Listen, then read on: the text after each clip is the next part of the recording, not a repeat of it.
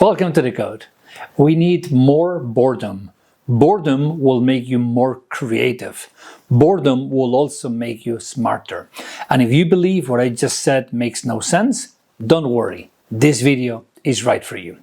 This is the second episode of our Christmas series, which is a series of 10 short videos starting last week and going all the way to Christmas Day, in which I'm presenting powerful ideas for 2026. Each video presents one mental model to become a sharper, calmer, best version of ourselves. So I think you don't want to miss this series. If you enjoy this kind of content, please subscribe. So let's go ahead with today's video. The idea is as simple as it is uncomfortable. In 2026, to become the best version of ourselves, we need to be bored. Let's get started. I want you to imagine yourself sitting alone in a room for 15 minutes. There's no phone, no music, no screens. It's just you alone with your thoughts.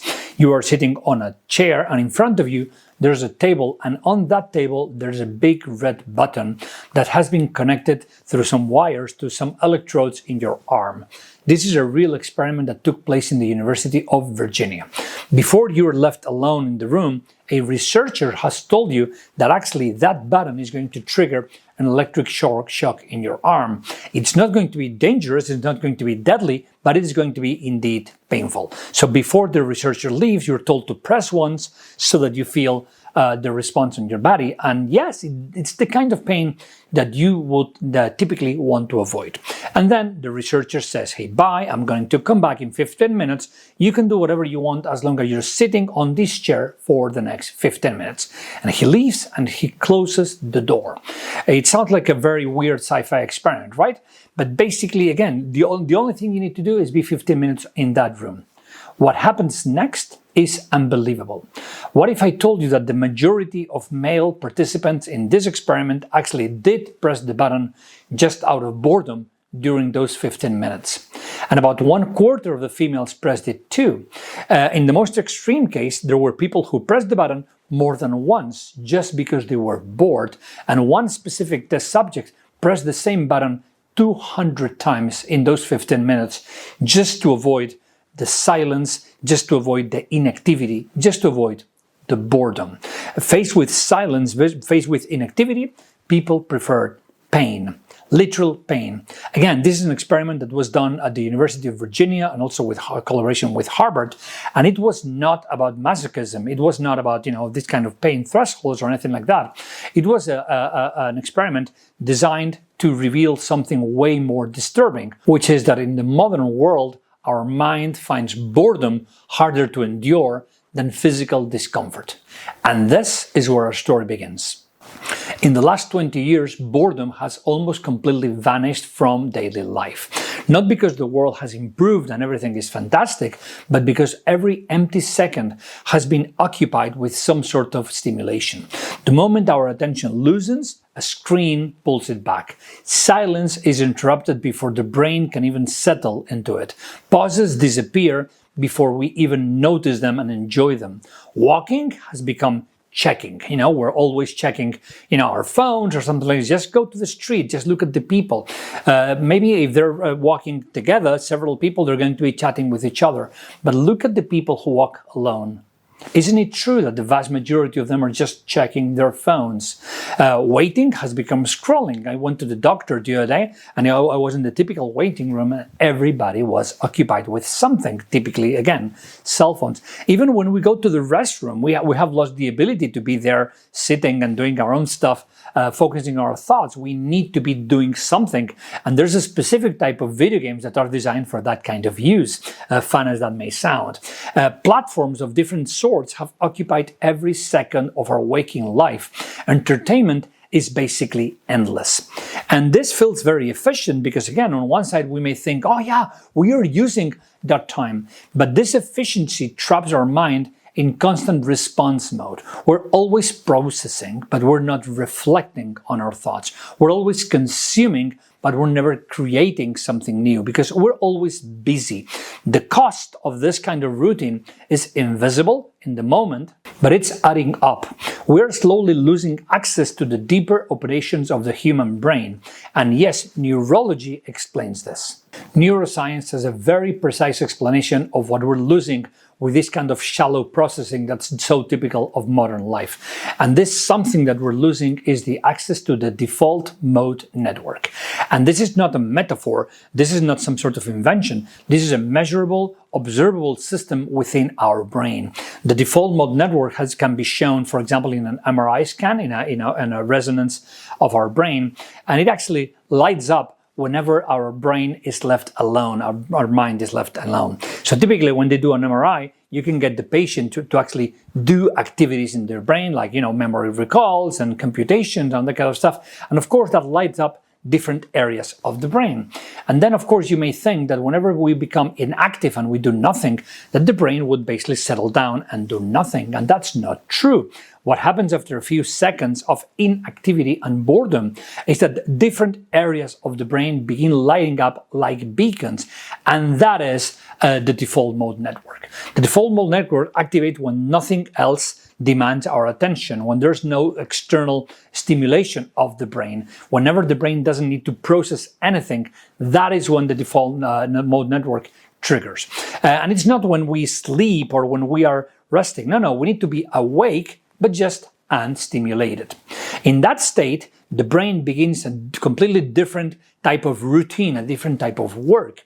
It links our memories. It reorganizes information. It simulates possible futures, kind of like role-playing in our brain when your mind drifts away and you're thinking of things that may happen. It examines our past behavior. It evaluates our identity. That's the system behind what we would call introspection, behind imagination, behind long-term planning, behind emotional processing, behind creativity and insight. That is the default mode network, and that needs us to be inactive because, again, when we have stimulation coming in our brain is too busy to go in this kind of like deep thinking, and then only when we are inactive, only when we cut the cords to the outside world, is when the brain looks inside and begins this process of introspection that's at the root of analysis and at the root of imagination and creativity. That's what people typically describe as an eureka moment or connecting the dots. That's the network, the default mode network, actually doing the connecting. When people talked about an aha moment, like, I just thought of something, that is the network actually discovering the pattern. Most creative breakthroughs come from using the default mode network. Most personal clarity and insight begins here. Most deep problem solving relies on the work of this default mode network. And here comes the crucial part, which is the default mode network of our brain only switches on when all external inputs are switched off. If our attention is constantly occupied, the default mode network remains silent. If stimulation never stops, the default mode network will never activate. Every notification, for example, from a cell phone or from a WhatsApp or something like this, is going to interrupt our default mode network. Every scroll is going to cancel it. Every clip we watch is going to break that sense of introspection and basically cutting the cords from the outside world. You've seen this. I'm sure you've seen this many times. Whenever you're with someone and that someone begins thinking, and typically you see their eyes actually go out of focus and drift away. I'm going to do it now so that you know what I'm talking about. The kind of person who does this kind of stuff. And they're looking at nowhere. You know what they're doing? They're basically cutting even their visual system. They're not even focusing their eyes so that the full power of the brain can enter this default mode network of deep relaxation and deep thought. Without the default mode network, our mind stays floating on the surface. Sure, it does react to external inputs, but it does not explore imagination or imaginative activities. It is consuming information from the outside world, but it's not creating. It's working for sure because it's occupied, but it's not imagining. It's processing, but it's not doing deep understanding of whatever we have in our mind. And that's why modern life feels mentally noisy, but at the same time, it feels intellectually empty because we're constantly engaged, but we're not really thinking. We're just busy. Well, we didn't lose creativity. What we lost is the silence. That's actually the nest where creativity actually thrives, and that's the default mode network. We didn't lose our attention. We gave it away to companies that use it for their profit.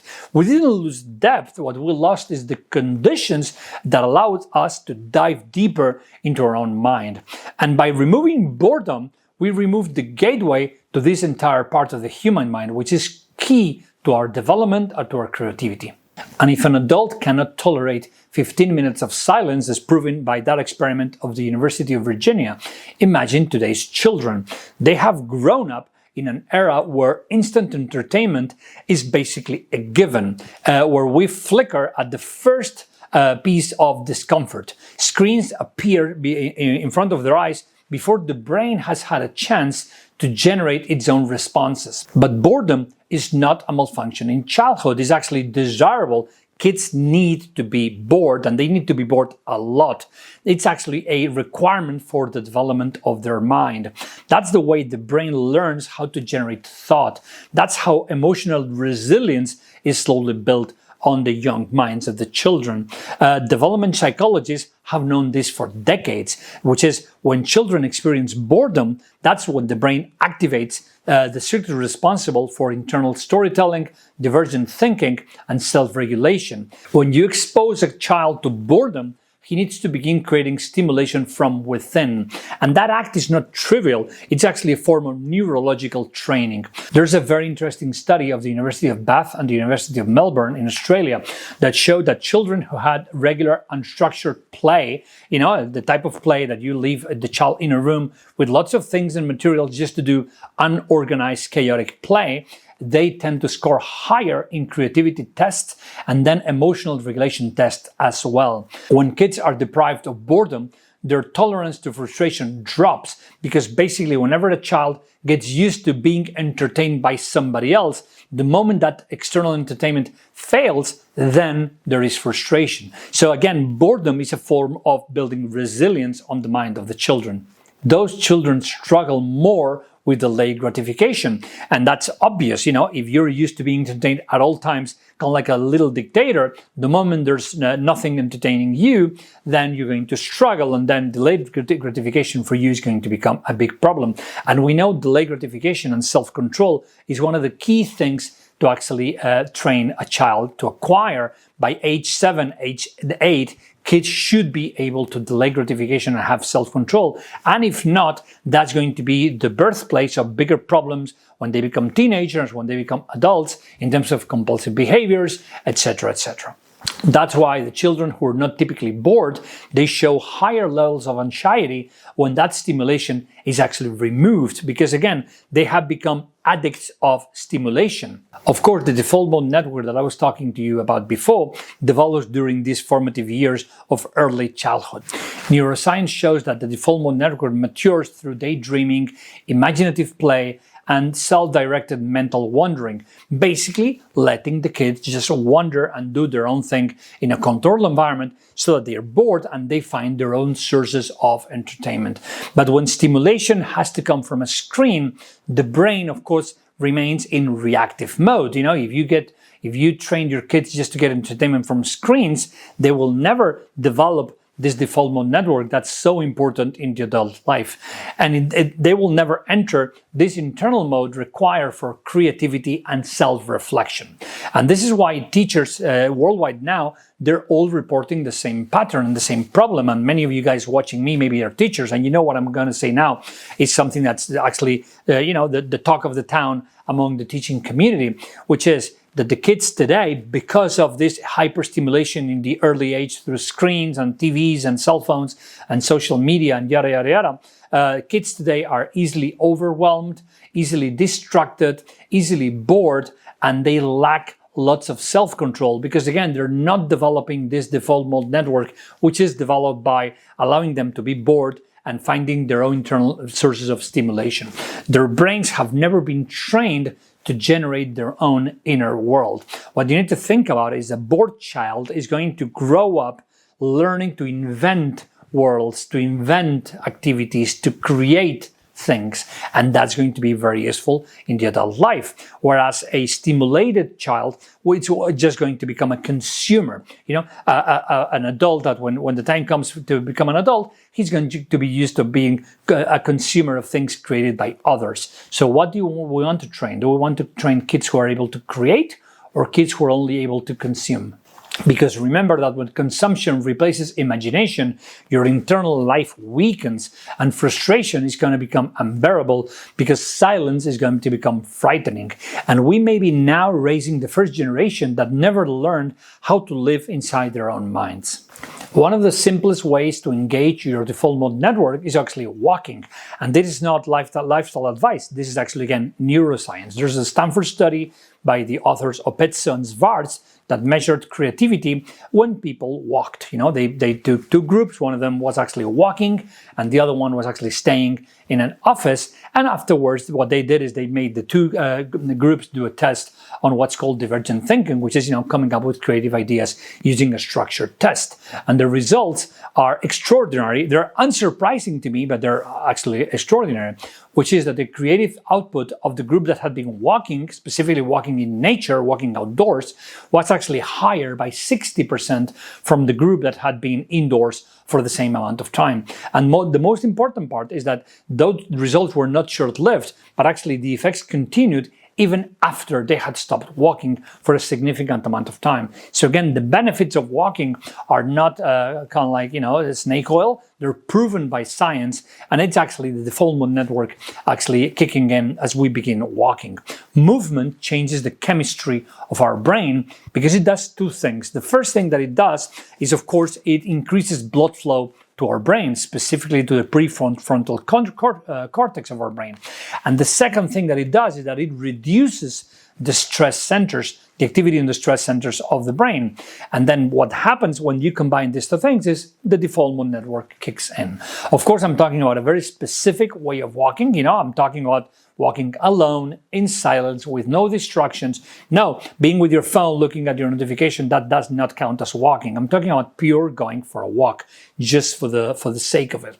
And that is why many breakthroughs so often happen while doing this kind of tasks, such as walking or showering or driving or doing some sort of repetitive tasks, because in these moments, our mind is actually active, but it's active in a different way. It's active in the default mode network because it's unoccupied of external stimuli. The mind is kind of like focused, but it's not really pressured. Walking and similar exercises such as bicycling or that kind of stuff is the perfect window for the default mode network to actually switch on. I rely on this trick constantly because I'm a creative. I work on film and TV and video games and scripts and novels. And of course, I know the benefits of this kind of exercise. In my case, typically I run mid-distance. So I run typically around 7 to 10 kilometers twice a week. And, no headphones, no podcast, no stimulation, just me and my thoughts running for about, half an hour to 1 hour, 2 times a week. And it's funny because the ideas that never appeared on my desk actually suddenly appear on the street. So I always say that I'm a functional runner. I don't run just because I basically feel like running or because I want to be healthy. No, I run because I'm a junkie of ideas. I need ideas. And then I've learned through the years, I'm 51 and I've been running since I was a teenager, twice a week, every week.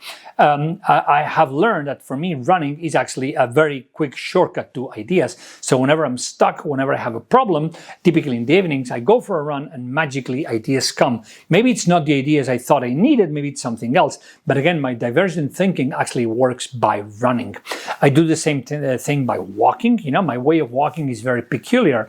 Whenever I'm in some sort of a creative project, what I do is I take one morning off and I go for a walk.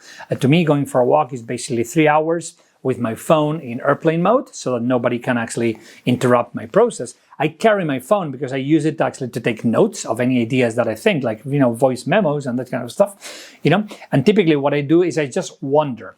I then go to specific locations. So I just begin walking, and then in every crossing, randomly, I choose a direction. So I don't know really where I'm going because honestly, I don't care. What I need is this sense of novelty and this sense of total inactivity in my brain that actually allows the default mode network to kick in and do its own thing. So again, I may be walking for 3 hours typically, and then I take a cab or whatever, a bus, to go back home, because typically I don't know where I even end up, because again I just wander around the city, just getting lost and allowing my brain to just relax and engage the default mode network. Neurologists, they have a name for this. They call this perceptual decoupling, which is what I was saying before. This kind of state in which you see the eyes of the person and they have this kind of like glassy look that they're not even focused, because what you're doing is you're decoupling your perception, as the name implies.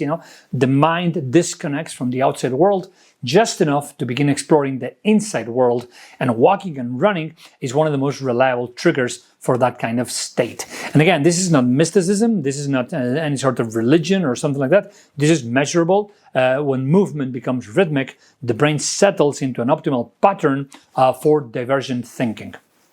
So again, science is telling us loud and clear, we need more boredom. Boredom makes us more creative. It makes us smarter. It makes our mind more resilient.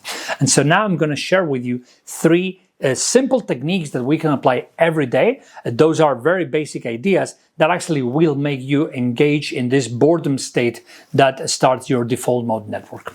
The first one I want you to begin exploring is the idea of micro silences. Micro silences means any activity that you do that involves a wait of between, let's say, 30 seconds to 5 minutes. Typically, those are the ones in which we tend to use our cell phone. Okay, stop. Don't do it. Let me give you a few examples.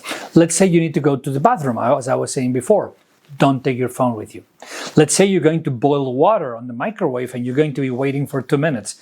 Okay, don't take the phone with you. Just, look around, look at the kitchen, look through outside the window, look at the blue sky. So again, these short activities that have become kind of like a junkie for our attention through, Instagram and social media and yada, yada, yada. Okay, learn to live those activities as what they are, which is periods of inactivity. Cognitive science and research actually shows that even brief unstructured moments actually decrease mental fatigue and decrease our sense of stress, and they improve our attentional control. So again, try to generate moments of micro silence. Okay. The second is, as I was saying before, unmediated walking, that kind of walking that I was describing before, walking without screens, which is a consistent trigger for the default mode network.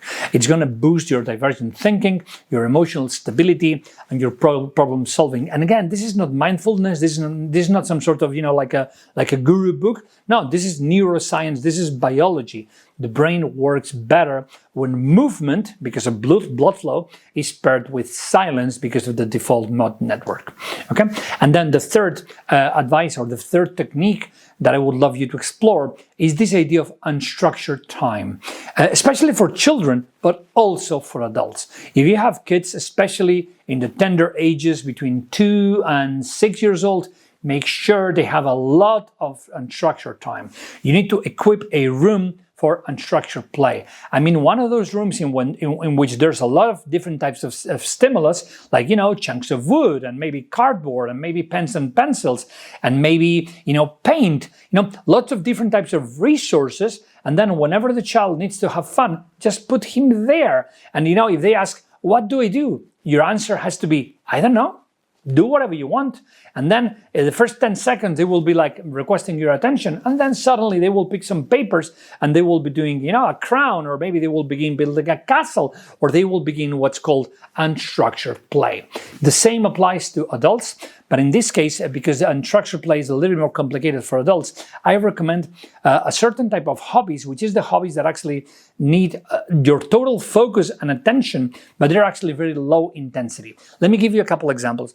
Back in the day, I used to paint miniatures, like toy soldiers, the typical Warhammer toy soldiers, you paint them, and until one day you pick up one of these soldiers and you try to paint it, you don't realize how hard is it to actually get a decent result.